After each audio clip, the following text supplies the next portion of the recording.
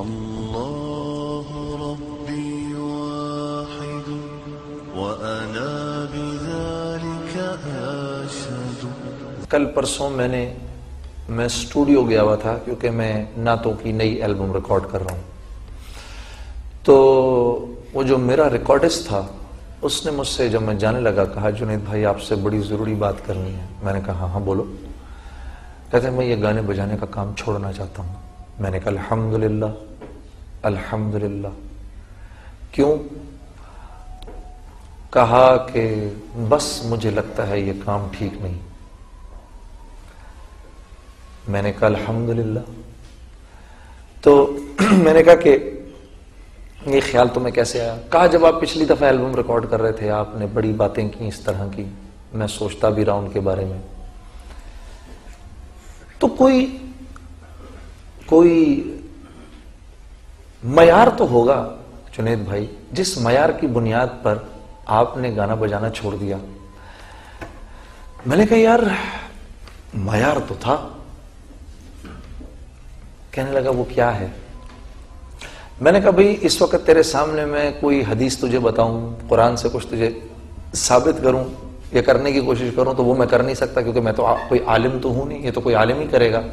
میں تو تیرے سامنے موٹی موٹی بات رکھتا ہوں کہ حرام کمانا دراصل مشکل ہے، حلال کمانا آسان ہے. کہا یہ کیسے؟ میں نے کہا تو یہ دیکھ اس دنیا میں ہے یا اس تیرے کراچی شہر میں کتنے گٹار بجانے والے موجود ہیں؟ کہتا ہے جنید بھائی بہت تھوڑے.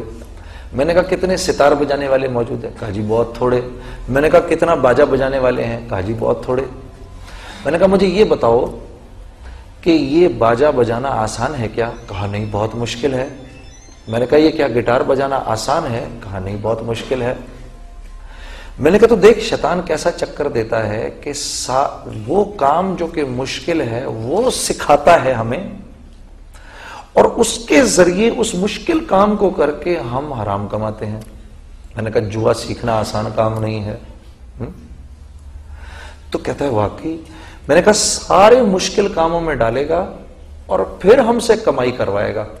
ٹھیک ہے، اس کے برعکس دکان کر کے اس سے کمانا آسان ہے.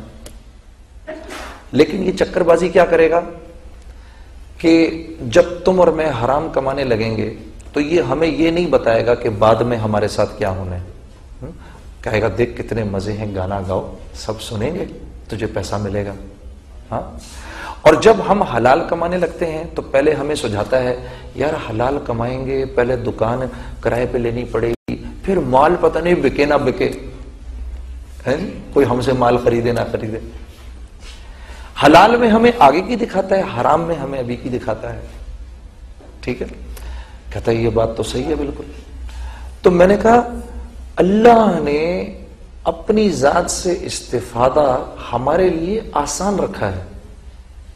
تجارت میں اللہ جل شانہ نے برکت رکھی ہے، سود میں اللہ جل شانہ نے بے برکتی رکھی ہے. کہتا ہے لیکن مجھے تو نظر آتا ہے جب جنید بھائی مجھے 120 روپے ملتے، میں نے 100 روپے بینک میں رکھے، مجھے 120 روپے مل گئے، یہ تو میرے تو پیسے بڑھ گئے. میں نے کہا ہاں پیسے تو بڑھ گئے، آنکھ تو یہی دکھا رہی ہے کہ پیسے بڑھ گئے، لیکن اللہ تیری میری ضرورتیں 140 روپے کی کر دے گا. کہ لیکن آپ کہہ رہے ہیں کہ صدقہ دو مال بڑھے گا. میں نے کہا ہاں اللہ کے رسول نے قسم کھائی ہے اس بات پر. کہ لیکن مجھے تو نظر آ رہا ہے میرے پیسے کم ہو گئے. میں نے کہا اللہ تو 20 روپے دے گا نا، تیرے پاس بچیں گے 80، لیکن اللہ ضرورتیں 60 روپے کی کر دیں گے. یہ شکلیں تو محتاج ہیں اللہ کی، اسی بات کو تو ماننے کو دل نہیں کرتا. تو اللہ کیا بتا رہے ہیں، تم اگر ان شکلوں کو دیکھ کر چلو گے، اپنی تجارت کو دیکھ کر چلو گے، اپنے مال کو دیکھ کر چلو گے، اپنی وزارت اور حکومت کو دیکھ کر چلو گے تو دین پہ نہیں چل سکتے. پھر دین پہ نہیں چل سکتے. دین پر تو وہ چل سکتا ہے جو ان تجارتوں، ان وزارتوں، ان حکومتوں کے بارے میں دل میں یہ ارادہ رکھے کہ یہ ساری کی ساری چیزیں مجھے پالنے میں اللہ کے امر کی محتاج ہیں. یہ آسانی سے نہیں ہوتا، یہ چیز آسانی سے نہیں ہوتی. اس کے لیے تو موت تک نفس اور شیطان سے جھگڑا ہے. لیکن جو اس کو کرتا ہوا نکل گیا وہ اپنی جوانی میں سرسبز و شاداب ہوگا، وہ اپنے بڑھاپے میں سرسبز و شاداب ہوگا، وہ